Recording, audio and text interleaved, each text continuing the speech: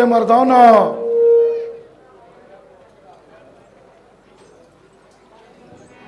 मेरे जोश को बढ़ा दे। ऐ वक्त मेरी फतह का नकारा बजा दे। ऐ जोशे जिगर राह दलेरी की दिखा दे। हर अस्त्र में, हर शस्त्र में तासीरें कजा दे। ओ जोश, वो इकबाल मेरे हर बान में आए, मिल जाए मट्टी में जो मैदान में आए। कहाँ है वो अभिमानी राम, आए और देख ले संग्राम का परिणाम। तो बोलो भाई साहब, सोच कर बोलो। अरे भाई के रूप में कसाई, तू अभी तक जिंदा है? क्या अभी आपकी आंखें नहीं खुली? अरे चुप! जमाना भर की बातें सोचता है और शब्द भाई का अर्थ नहीं जानता। अरे क्या भाई का अर्थ यही है? भाई को देखना जो लक्ष्मण को देख। एक वो भाई है जिसका हो गया जग में प्रकाश, और एक तू है जिसने कर दिया अपनों का नाश। जा चला जा, राम के पीछे खड़ा हो जा और उसके तरकश में तीर भरता जा और अपनों का नाश करता जा। जो कुछ तुमने भाई के साथ किया, क्या भाई का अर्थ यही है?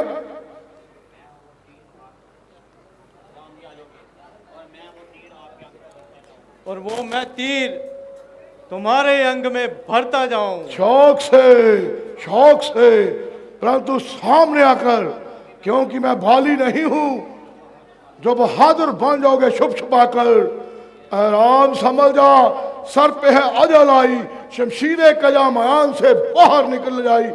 मुट्ठी में ला तीर कमान हाथ से रख दो, डरता हूं कहीं मोच ना खा जाए कलाई।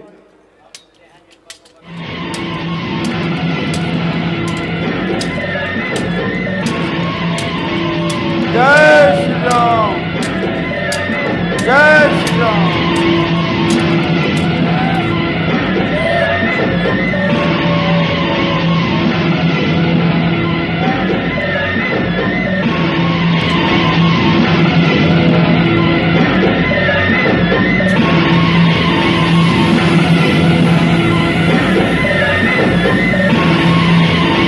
हम झुकते हैं जिन पर वो कदम आते हैं, देखो हम आते हैं, देखो हम आते हैं।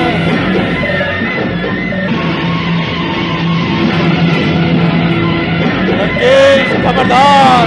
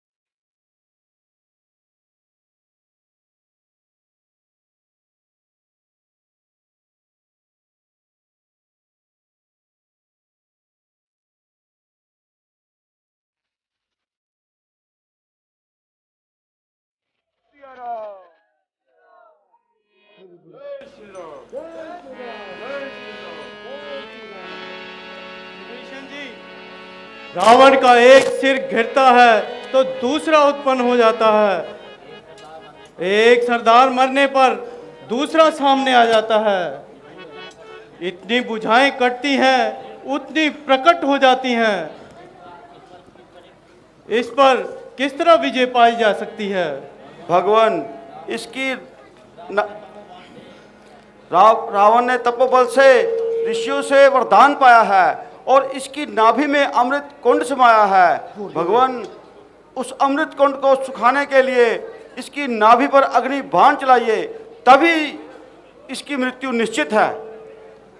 ठीक है, धन्यवाद विभीषण जी, धन्यवाद। हम अपने तीरों का निशाना उस अग्नि कुंड को बनाते हैं और अभी रण में विजय पाते हैं। आओ जो तैयार है मरने के लिए।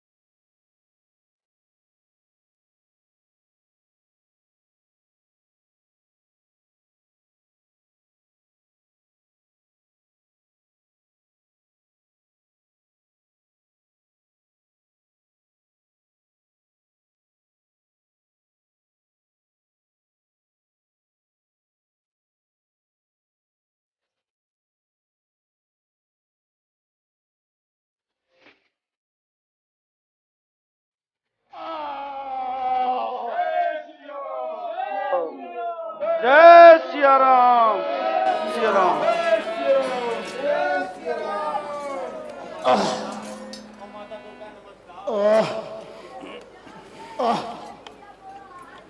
ओ माता दुर्गा नमस्कार। हे माता सीता प्रणाम। खोल गई आंखें, कुछ ऐसा तीर मारा राम ने, विष्णु की मूर्ति फिरने लगी आंखों के सामने। जानिए मौत इसको जादुआमी जिंदगी, मुक्ति का मुजदा सुनाया मौत के पैगाम ने। 3 जन्मों से जो चक्कर था मिली आज उससे निजात। खूब ये गर्दश्त है, खूब ये अंजाम ने। आज मेरा जन्म सफल हुआ, आज मौत मेरे लिए दुआमी जिंदगी साबित हुई। सनकादक के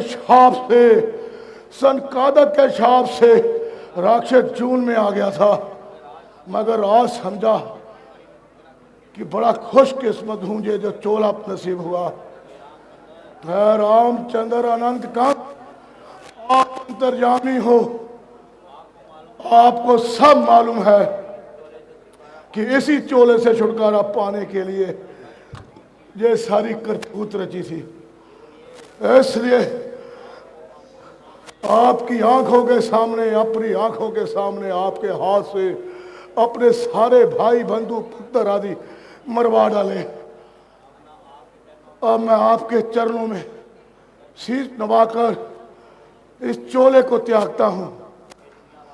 दुनिया वालों, मालो दौलत पर फूलने वालों, आज वो रावण रुखसत हो रहा है जिस अपने आप से छुपी नहीं। शास्त्रों में आज तक रावण से बढ़कर ना कोई पंडित हुआ है ना होगा। ताकतवरों में रावण ही वो मर्द था जिसने कैलाश की चूलें भी हिला दी थी। तपस्वियों में रावण ही एकमात्र ऐसा तपस्वी था जिसने भैर भाव से भगवान विष्णु को मजबूर कर दिया धरती पर आने के लिए। दुनिया वालों, मेरे जीवन से कुछ शिक्षा लो। जिस रावण को 1.25 लाख पोतों और 1 लाख पुत्रों का साथ नसीब था, आज उसे आग देने वाला कोई नहीं।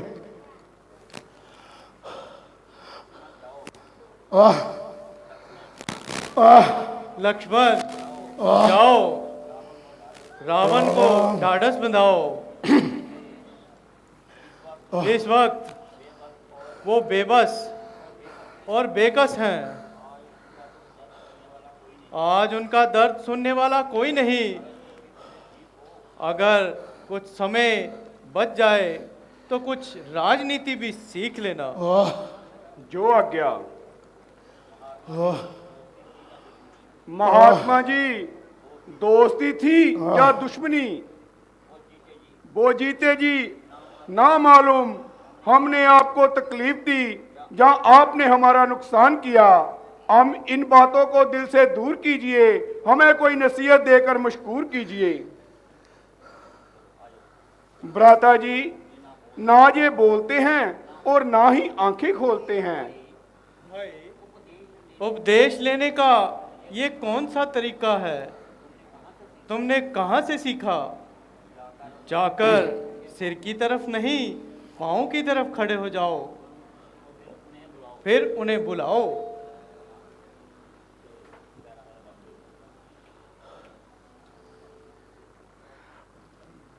महात्मा जी, हमें आपकी हालत पर बड़ा अफसोस है। अगर आपको कोई तकलीफ ना हो तो कोई राजनीति मंच बयान फरमाइए जो हमारी याददाश्त के लिए तरोताजा रहेंगे। मेरे प्राण निकल रहे हैं और आपको राजनीति की पड़ी है। जाइए जाकर रामचंद्र जी से कह दीजिए कि अगर 2 जन्म उनको ढूंढने में लग गए मगर पता ना चल सका। अब भैर हाथ चढ़ गए हैं, अब भी मुंह छुपाए बैठे रहेंगे। बस समझ लूंगा जैसे 3 लोगों में कोई नहीं, से मेरा दुनिया में कोई भी नहीं। प्रभु जी, अगर वो तो अंतिम समय में आपको बुला रहे हैं। महाराज राजनीति सुनना चाहते हैं तो स्वयं दर्शन दे।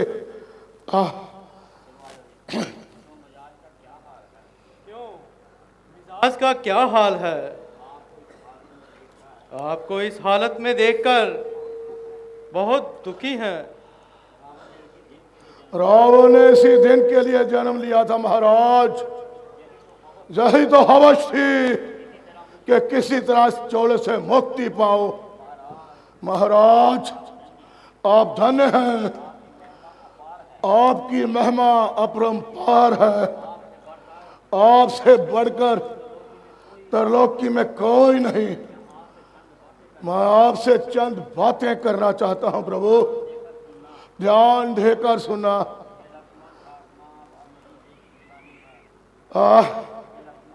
हे लक्ष्मण,